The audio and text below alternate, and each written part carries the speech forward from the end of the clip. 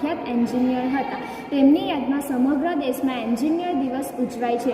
સુરતના બારડોલી તાલુકામાં આવેલી RNGPTI તાજપોર કોલેજ ખાતે તેની ભવ્ય ઉજવણી કરવામાં આવી હતી, જેના અનેક શાળાઓ અને કોલેજના વિદ્યાર્થીઓ માટે વિવિધ સ્પર્ધાઓનું આયોજન કરવામાં આવ્યું હતું.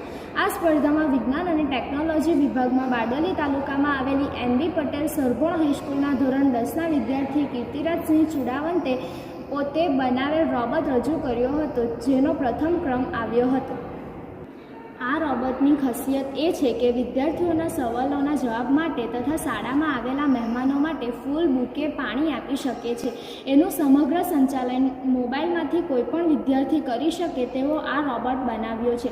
આવનાર સમયમાં AI અને મશીન લર્નિંગનું મહત્ત્વ વધી રહ્યું છે, ત્યારે આવા રોબોટ સામાન્ય થઈ રહ્યા છે.